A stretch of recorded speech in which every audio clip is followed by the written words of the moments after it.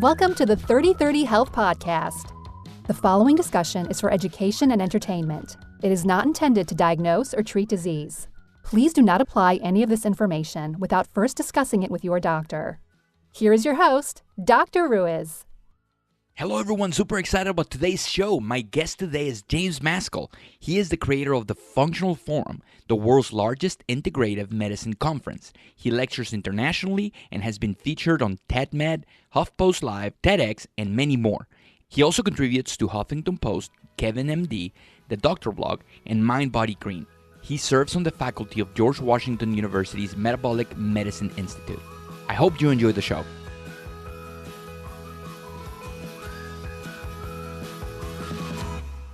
Hello, everyone. Super excited to have James Maskell at my podcast. Hey, James, how are you, man?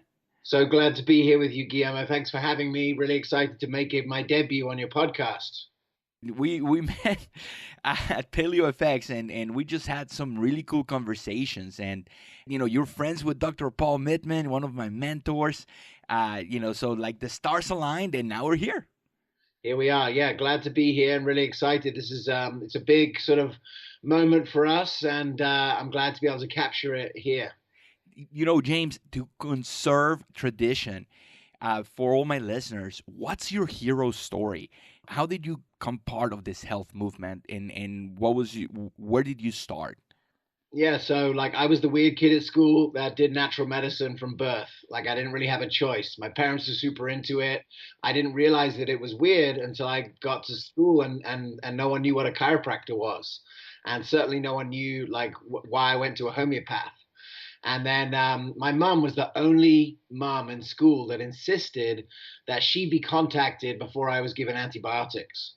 And, you know, it was crazy to 25 years later. I mean, I will tell you, my mom has no medical training. And so 25 years later, I find myself as an investment banker in England and not really sure what I'm doing. And I had a kind of a moment of conscience where I just realized like there's this huge problem that's happening, chronic disease.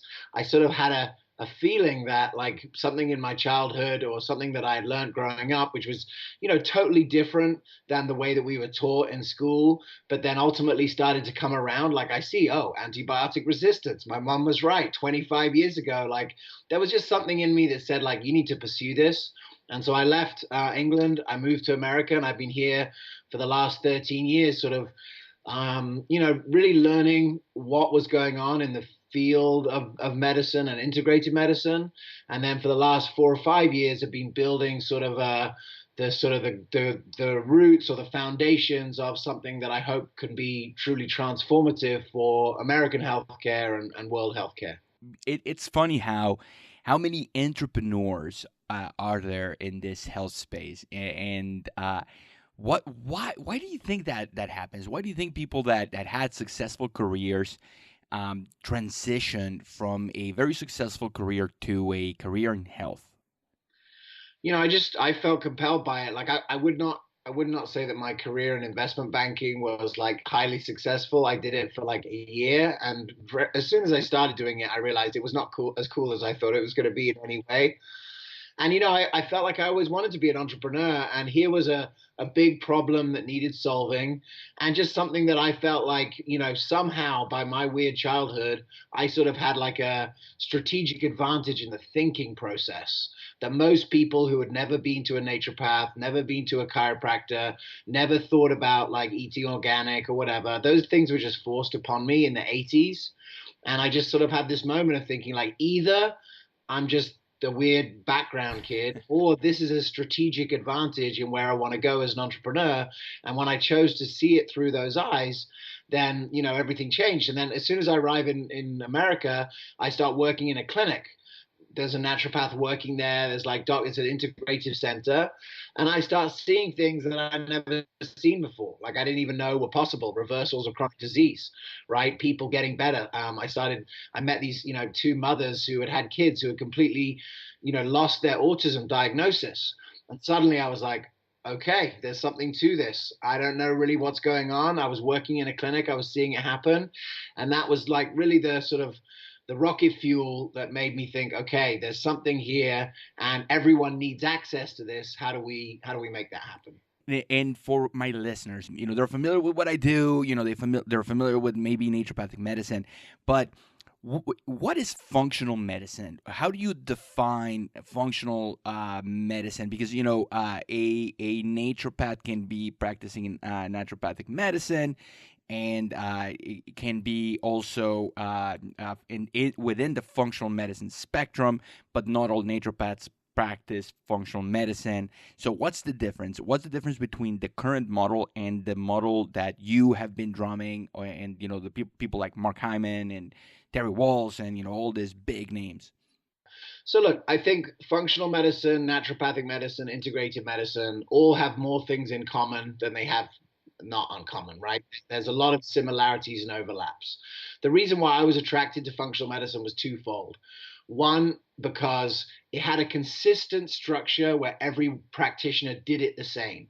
And not just the doctor, but also like the ancillary providers, like the nutritionist or the health coach.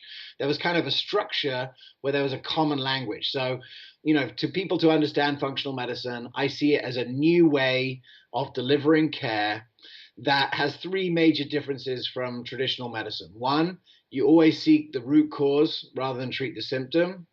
Two, the patient has to participate in the care. It's not the doctor with all the magic pills. It's the patient actually doing lifestyle differently. And third, you take more of a systems-based approach to the body. So you're not treating an individual, organ. You're treating the body as a whole. And those are the three things that I think sort of make up the basis of functional medicine. Certainly there's a lot of like the naturopathic community that have taken to it, but then there's a lot of naturopathic doctors that are just treating patients with the same principles and getting the same results.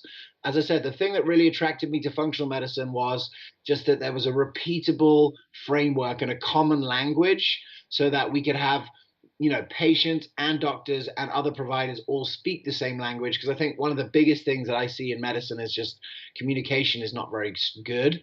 And so this was some strategic advantages to build, a system of the future. The allopathic medical model gets beaten up a lot, and it's not because our friends in the conventional medical model are not smart or they don't know what they're doing. Is that the system that they're plugged into is broken. They would love to spend an hour with their patients. They would love to be motivational. They would love to change lifestyle and diet. They would love to do all the things that I get to do as a naturopath and practitioner of functional medicine, but the system is broken. And it's so frustrating when you hear stories of people with misdiagnosis or given medications that counteract or have deleterious effects for them because they couldn't spend the time with the doctor that they should. How do we fix this? Yeah, look, that's the big question. That's what I've been asking myself for a long time. So my first plan, like on fixing it, is we need way more practitioners and doctors trained in this kind of care. Now, naturopathic medicine is awesome, but there's only a few thousand naturopaths, and there's not enough to be able to solve what is a worldwide, countrywide problem. And so for the last 4 years, we've been trying to get regular doctors, primary care, family medicine, internal medicine, specialists to practice functional medicine. That's been our goal. So we did that through basically taking a lot of education that was typically, expensive and at hotels and you had to fly to, and making some of it free online, creating communities of practitioners all across the country, just making a safe space in every city where practitioners and doctors who were doing this type of care could get together, share their experience. What we found is that doctors were a lot more confident to make the transition to practicing functional medicine if they could see other doctors doing it. That was all they needed. And if they lived in a place where there was a lot of them and they were all part of a community, that community grew really quickly. So that was the first step in our plan, is we had to swell the numbers. This second phase in the plan, you can see, doesn't really work very well unless you have a nationwide network of these providers.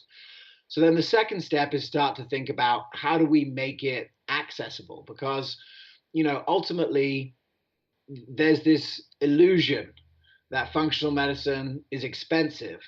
And that illusion comes from the fact that it's not covered by insurance, right? This illusion is created because the things that you do in traditional medicine are way more expensive, like autoimmune drugs, $5,000 a month, right?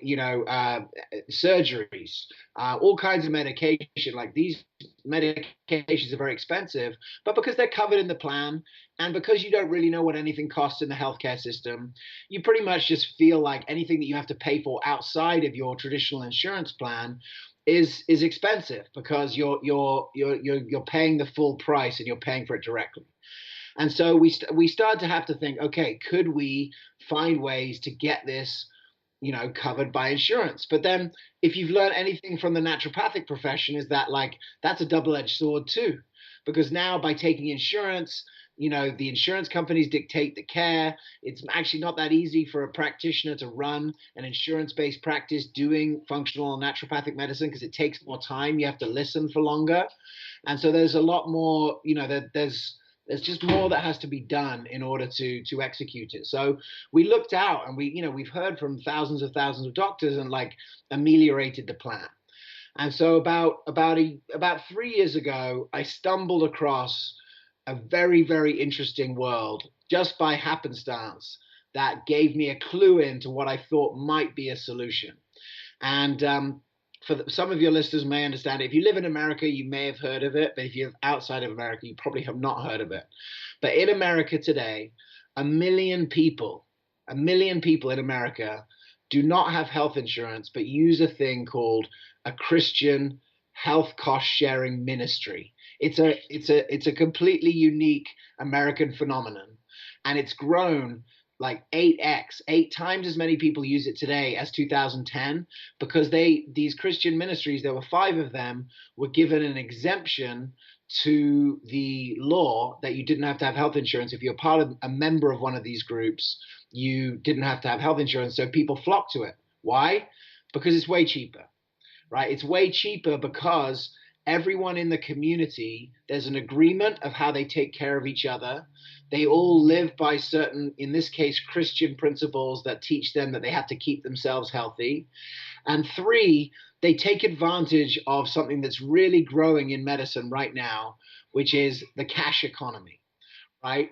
There's this whole separate world in medicine of a cash economy where doctors get paid cash, patients pay cash, and actually the cash economy is better for both patients and doctors, right? Because patients get the lowest rate, way lower than the insurance rate, that if you just give your card, you get billed an astronomical rate that no one ever sees and it's all opaque and no one knows what's going on.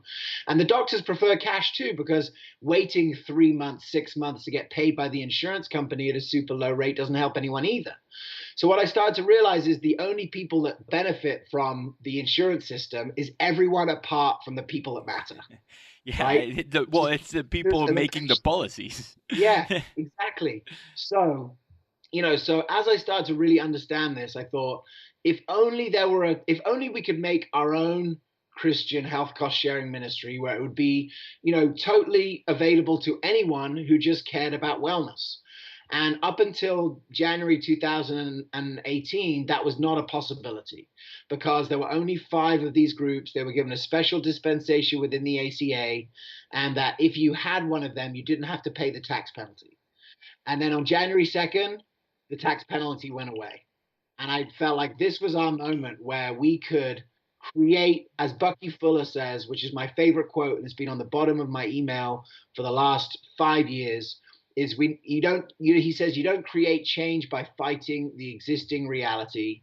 To create change, you build the new system that makes the existing system obsolete. And I think that in naturopathic medicine and in functional medicine, there's no more clear, obvious example in the world today that if you work with people to prevent and reverse their chronic condition, you reduce the need for the rest of the medical system that's just managing the disease once it's there. And that is the potential of what we can do.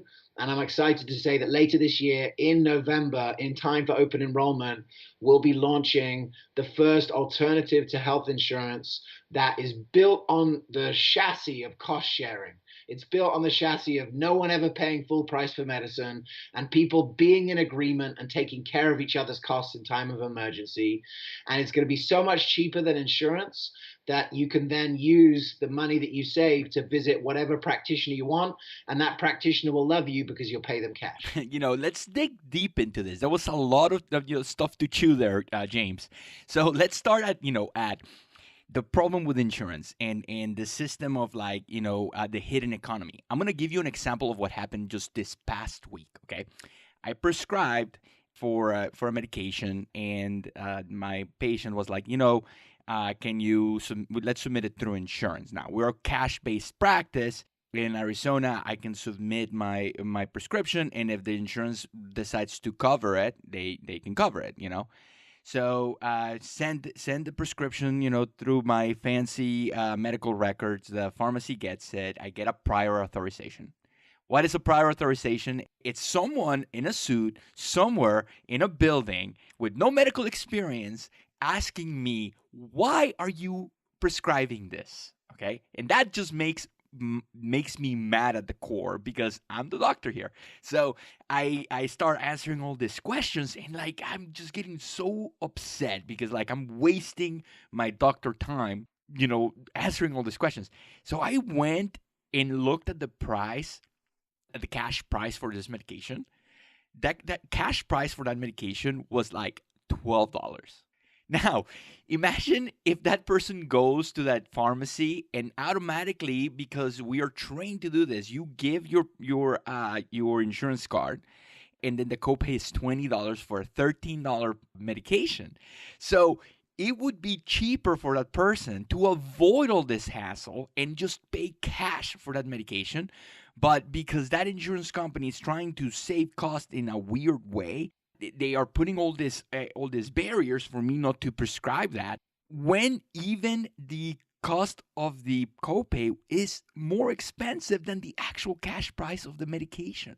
No, but what's the price that they're charging to insurance? You're paying it up, right? They're paying $100, right, for it because the pharmacy has to say, okay, I'm going to price this for insurance price at $100 because I need to recover those 13, and the insurance company is probably going to just try to shortchange me. So the insurance company says, oh no, I'm not going to pay 100, I'm going to pay 20. And then, so we can avoid all of this if we actually knew the price of what we are buying. Here's the thing. So if you listen to the politics, you listen to Washington talking about healthcare, the only conversation is coverage. Oh, is everyone going to be covered? And that's the conversation. But the real conversation for every person who's actually dealing with healthcare, covered or not, is cost. It costs way too much. You're in Arizona, dude. The price of health insurance in Arizona went up over 100% last year. So 100% in 1 year. So we're at a moment where we have to find a way to reduce costs. And when I look at the price of a drug and you see cash at the bottom and then all of these gradations going up, in some cases, 20 times the cash price and more for pharma. In lab testing, right, this is something people don't know, but in 47 states, you don't need to go through your doctor for lab testing, and you could just go directly to the labs. And in some cases, you can save 85, 90% on the labs. And it's the same thing all the way through the economy. And so, my thesis is we have to build something around the low costs and build structure. And it just so happens that these Christian ministries have been doing this sort of in a very under, sort of like a hidden way for a long time. But what that means is there's this incredible capacity in the industry to reduce claims. Like they reduce claims on average by 60% by arguing for the cash rates and having lawyers and a whole team that like fight for you to get the costs reduced. So ultimately I realized like playing the insurance game was going to be a losing proposition, playing inside someone else's ecosystem. And so, this new health ecosystem, I think, is going to be great for doctors. It's going to be great for all other practitioners. And most of all, it's going to be great for patients. And I think that, we've been forced to buy one of these commercial insurance products for the last 8 years. And 7% of people trust their health insurance. 7%, right? So what an incredible opportunity to just do something totally different and radical. And that's what we're going to try and do later this year. And it's built on top of the work of doctors like you who've been proving the outcomes of reversing chronic disease in practice all across the country. And I think that perhaps the biggest opportunity is that the current health organizations failed to see what was right in front of them, which is that this medicine delivers better outcomes at lower cost because you start with the least costly, least invasive interventions first, and you work up. That's a naturopathic principle. That's the therapeutic order. That is an idea whose time has come, fiscally and clinically. It's so funny that you say how you're like peppering all of this naturopathic philosophy. It's pretty amazing, and it makes me really happy that you're so aware of this, because in reality, I don't have time to go negotiate with insurance companies my rate and then having to fill out claim forms and things like that. So how does this insurance translate into cash for the practitioner? So what we're launching is not insurance. It's an alternative to insurance. It's a health cost sharing community. And that's just one thing to know. It operates in almost exactly the same way. You pay a certain amount every month. It's called that's a share amount. You have a certain amount that's not shared, that's equivalent to the deductible. So it's like very, very similar for people. But yeah, ultimately, you have a certain amount that's covered there. But instead of you going to you and saying like, here's my insurance card, you can go to any doctor and you just say, so I'm coming to you. And I say, hey, Dr. Ruiz, I'd like you to be my doctor. I'm going to pay you cash, and then I'm going to submit my claim for reimbursement. So essentially, they pay you at a point of service, and then they submit it. And if it's included in the rules of the tour, like in that situation that I mentioned, your charge is $300. I submit the claim, and my claim gets paid because you're a licensed provider doing what you do, and ultimately, that 300 goes towards my unshared amount, which is like the deductible. Ultimately, I've been part of one of these Christian ministries for the last 5 years. I got it when I had a daughter. I didn't have health insurance before then. And it's been great. And, it's a slightly different thinking process. But you know what? We're ready for a different thinking process in medicine. Like the thinking process of my insurance will cover it. Let's just put as many charges as possible on there. That's kind of what got us into this mess. We need to have a sense of community responsibility for our healthcare dollars. And this structure actually facilitates that kind of thinking in people's minds. Now, what's the difference between the model that you guys are using and a health savings account and an HSA? Yeah, like health savings account, you just have to have, let's say you could save $5,000 into a health savings account and you could not have insurance today. That's a possibility. But if you get into a car wreck and your health costs cost $200,000, your health savings isn't doing anything. It's only covering the first five. In this plan, we cover costs associated with accidents. That's the number one thing that, what do you really want from insurance? You want someone to take care of you in the case of emergency. And the rest of the time, you take care of yourself, right? That's the overriding thesis. So in my model, if you're part of our thing, you pay every month. And if you're unluckily in a situation where you find yourself with a larger health cost over $500, you call into the company straight away, and we essentially have someone on our team who's going to call ahead to the hospital, negotiate the rates, get the lowest cash rate from the hospital, and pay them directly, and you don't even have to touch anything. Just think, if I have a team on my hand, if I pay that person, let's say $30 an hour, and they call the hospital and they take a $200,000 bill down to $30,000, which is definitely possible. Those kind of numbers are real, straight out of it. I know it sounds insane because this is 7 times differential, but that's the scam, my friends. And that's what we're talking about. So, in that moment, that person just saved the community $170,000, probably in a couple of hours. Cost me $60 to pay that person. We're going to do that all day, every day. And I'm going to have an army of those people, as many as I need, to go for every claim and reduce it down so that the community takes advantage. And we're going to share those ideas. We're going to share those wins with the community so everyone knows the great work that's happening on their behalf, because ultimately everyone in the community is responsible for their own slice of the community pot. But by using those kind of strategies and seeing this 30-year history of success with the ministries, we're going to see that these our amounts are going to stay low and possibly even get lower. So my vision is we're going to launch it this year, but next year in 2019, when everyone gets their next rate saying, oh, your healthcare rates are going up, I want to be able to say our healthcare rates are going down. Because people took care of each other, because people took responsibility for their health. When issues came up, we had a ninja team to go and go after all these bills, and that doctors in our network were super happy too, because they were seeing excited, inspired people who were ready to pay cash at their door and save all of the problems of the insurance mess. It is so awesome, and it's so inspiring, because it's possible. And how does a $200,000 bill get reduced to $30,000? Again, it's because the people managing those charges, they inflate the prices of your IV catheter, your bag for the IV, your bedding. They charge you for all those things, and they charge you, what is it, $20 for an aspirin? By having someone that's okay, you can go and fight an insurance company for a couple of hours a day to try to negotiate this price, or I can pay you cash right now. The hospital's going to be sure. When I came into naturopathic medicine, I knew that I was going to be in a cash-based practice because I want to dictate the way that I practice, okay?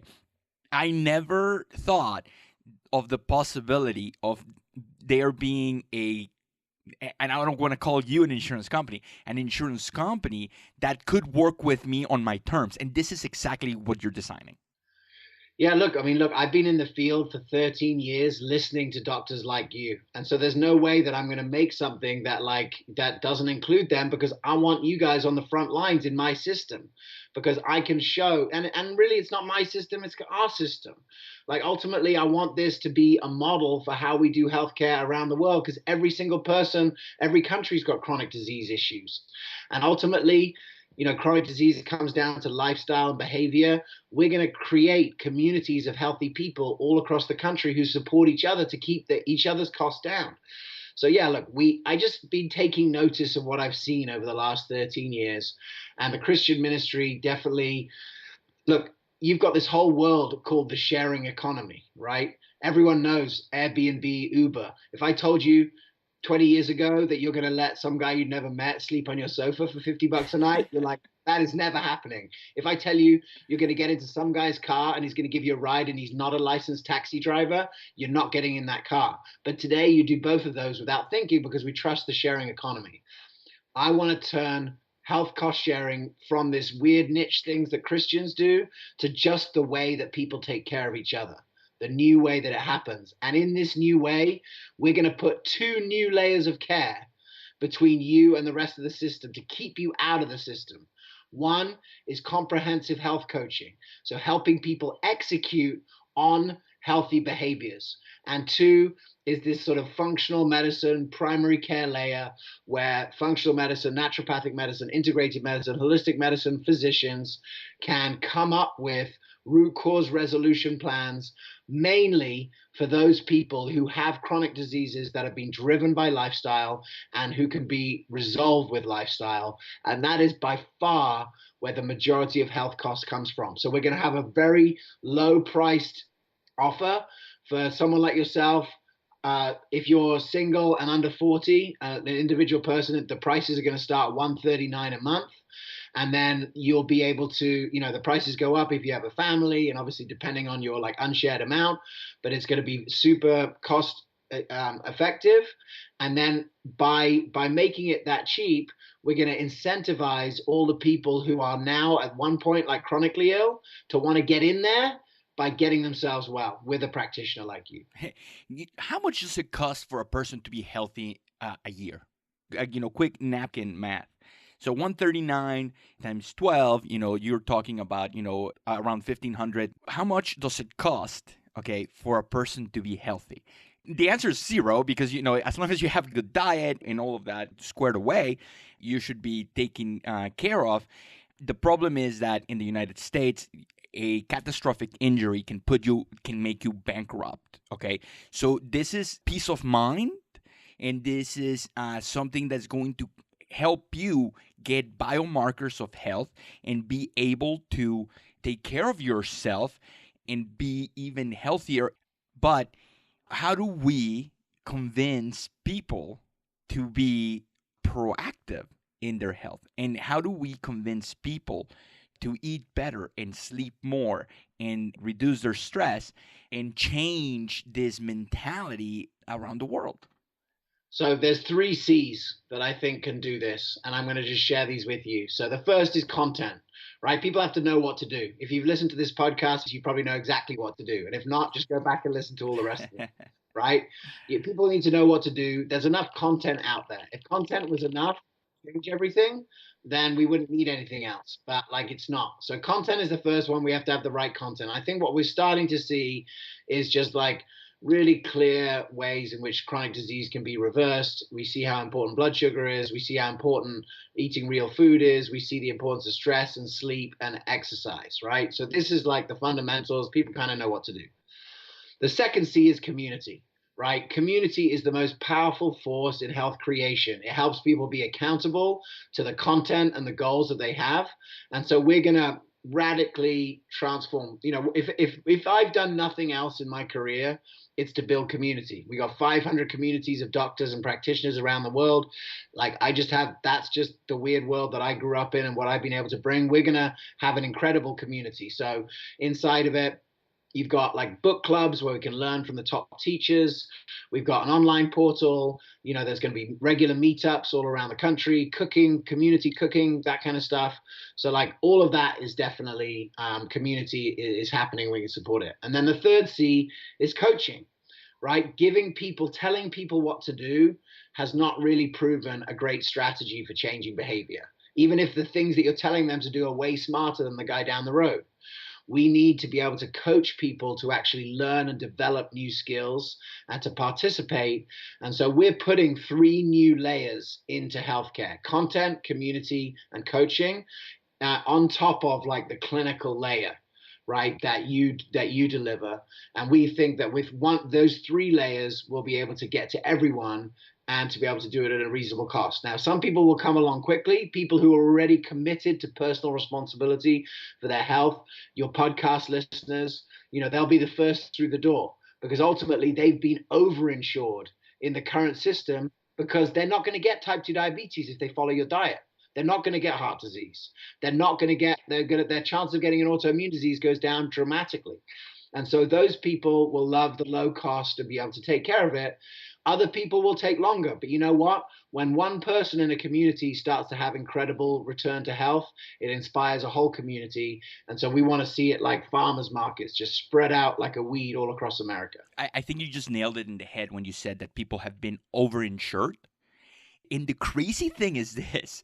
It's like we are overinsured and spending so much money for a service that we, A, don't know how to utilize, and B, is just expensive to even utilize. This $5,000 deductible that we have been accustomed to, for someone that's within, this ancestral or paleo or functional medicine, usually you opt for like a high deductible.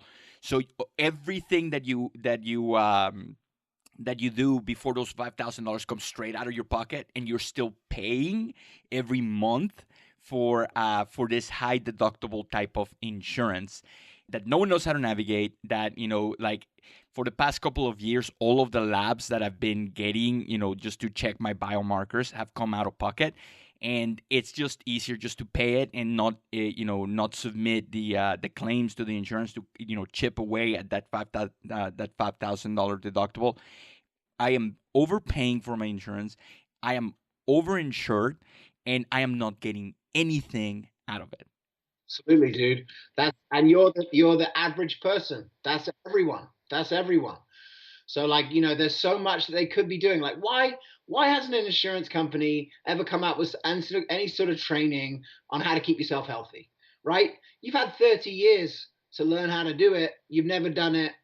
It's because the incentives are actually way more perverse than you think, and they actually want costs to keep going up. It's just when you start really getting into what insurance looks like and how they get paid. And so, look, here's the opportunity, and this is why I'm excited.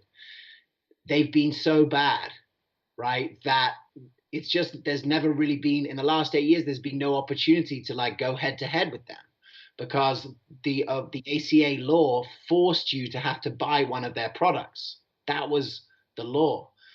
The law has changed.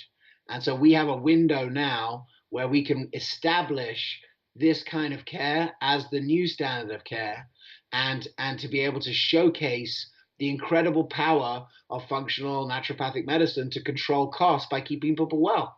And that's what we're going to do. And we're going to showcase that it works. And then, as where it goes from there, who knows?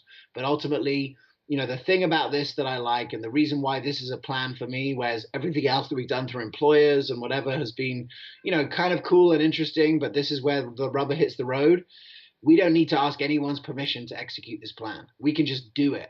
And, and the world will change as a result. And so if you're listening to this and, you've been listening to these podcasts all these years, come November 1st, for the first time when open enrollment starts, you're going to have a new health option. And my encouragement is that you not only join us, but come and see us, because I'm going to be traveling around the country for the next 4 months, and I'd love to meet you in person. You're a madman, because I bet when you woke up, I can't imagine, you woke up one day and then you turned to your wife and it's like, I'm going to disrupt the system. It's insane, because the solution is like, it's like the nose in front of our face. It's like the solution is right there. How can we merge this cash system and incorporate it into this world of health? Now, for the people out there that think this type of health, I at $139 a month, I've answered my own question. But for the people out there that say this is elitist medicine, or this is this medicine cannot be sustained at a low cost, are there any examples of practitioners out there that are using this type of system in a community based, where it's not elitist and people have access to it and it's actually saving cash? Yeah, so like one thing I like to look at is direct primary care as a model. So like direct primary care is a reflection of just exactly all the things that you talked about in your practice, wanting to pay cash, wanting to get cash as a doctor. So I see practices right now that run at $60, sometimes $80 a month, where you get a direct primary care physician. So a physician will say, okay, I'm only taking 1,000 members, or 500. It's going to be $80 a month, and this is going to be how I'm going to run my practice. And they don't have nearly as many staff. You get the time that you want with a doctor. And, that's the direct primary care movement is happening and has happened. And it's kind of connected with functional medicine, but not quite. But there's thousands of doctors that are leaving insurance and doing this and making actually really reasonable rates to be able to do that. The problem is it's also happening outside of insurance. So you have to pay that extra on top of what you get through insurance to have more time with your doctor. But that's, that's one example. The thing is, this hasn't been, and then a lot of those direct primary care people have said, hey, if you can, get a Christian ministry because it's way cheaper, and then the money you're saving you can use on me, and then you got the best of both worlds.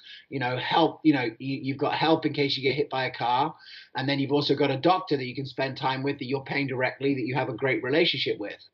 And so, that's an example that I see. I mean, ultimately, look, this thing is not going to be a fit for people on Medicare because Medicare is free, right? So like I can't really compete with free. But at the same time, there's many people. I'm making this for young people. I want people when they see it, when they experience it, to go, this is just the way that it should be. People taking care of each other, and also people, helping each other stay well. And so that's the energy that I want to put out into the world with this service. Medicare participants would bring more cost to the system. As you go older, your morbidity rates go up. So now we would have to spend more money on them in comparison to someone that is, 30-something years old, eating a good diet, either paleo, keto, or whatever, exercising. So that's why we don't want people that have a lot of morbidity into this system, because we want the healthiest people so we can save that money. 100%. Yeah. I mean, look, that's what I'm trying to do this summer is recruit, from healthy populations into our initial pool. And, that's the plan. And it's going to be a fun ride. And so basically between now and the rest of the year, I'm going to be on tour until November 1st. So I'm going to go around the country. I'm going to be coming to Phoenix, going city to city to get the doctors on board, get them all signed up and get them set up for the plan. The final event on the tour is LA on November 1st. And that's going to be the day of open enrollment. We're going to do a big nationwide event around that and try and get an initial at least 10,000, maybe 20,000, maybe 50,000 people into our community, and then spend the next 3 years proving out that this type of care keeps people better and that we can save a dramatic amount of cost by putting this kind of care as the new primary care. So can you talk a little bit about the tour? That's super exciting. Another morning you woke up, you looked at your wife and you said, I'm going to be on a bus for 4 months. I can't believe you're still married, dude. Yeah, dude. No, my wife is amazing and I'm super happy. No, it's exciting. So it kind of started last year where the first time I got in an RV with my 5-year-old and she was like, why don't we just live in this? We can do what we want. So that was like the genesis of it last summer. And so we started planning it and then it got, whatever. So yeah, 22 cities. We're starting June 25th in San Francisco. In the July and August, we're going to be sort of in the middle of the country in the West Coast.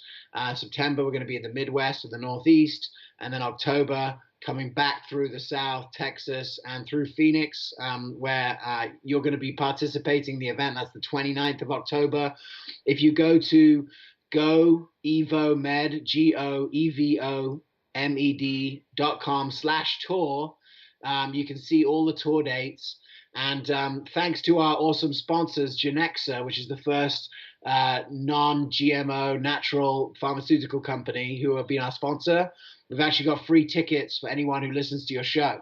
So if you go to any of the Eventbrites and you put in tour code Genexa, Genexa with a capital G, if you put that promo code in, you can get free tickets for yourself and your family. Come down, see the tour, feel the energy, meet the local practitioners, and find out all about the service offering. And we're going to be sort of soft launching the product in September, and then in November is when you're going to be able to actually sign up. And then January 1st is when all this starts. That's fantastic, and super excited about that. And it's going to just make the world smaller. We have all this technology. You're in California, I'm in Arizona. And we were watching the World Cup in Russia, and all of this technology needs to be implemented into healthcare. So we have telemedicine that's going to connect people. We have this direct access labs. We have specialty labs that are more specific and more sensitive for people with chronic disease. And we have new ideas of what eating healthy is. And if you're in Oklahoma, being able to see a practitioner in San Francisco or being able to see a practitioner elsewhere and receiving this information, it's going to be just amazing. And this is just one other way that we are disrupting the system. You are connecting communities. There is a lot of thirst for this type of medicine. And unfortunately, because of state boundaries or because of cost or because of all of these things, we are not able to access it. But thanks to technology, thanks to advances in communication, we are able to spread this content. So thank you so much for all you do. I'm super excited about this, and I can't wait to see, in a couple of months, how you've disrupted the system and created true change into this healthcare. Let's do it. Well, thank you for having me. Yeah, go to newhealth.com. It's new with a K, so KNEW health.com. On there, you can sign up to stay in the loop. For those people who are in the loop, around September, we'll be, opening up the opportunity for people to see the pricing and see the services that are included. And then November 1st is the big day. I would love to fill the initial pool with paleo people, CrossFitters, people who are ahead of the curve on keeping themselves healthy. If you're committed right now to personal responsibility, I think it's time for us to do an experiment in community responsibility. And I think that this is the leadership that healthcare needs to be able to show where we're going in the future. And it's going to take a team effort. And I'm really thankful for the opportunity to be here with you, Guillermo. And thanks for all the great work that you've done in building this community. And I think if we can bring all these communities together, we can really do something transformational this year. Awesome. Thank you so much, James. And maybe in 6 months or something, we'll get you back and then talk about how we are changing this system. Let's do it. Thanks Awesome. so much for the time. Talk to you soon, man.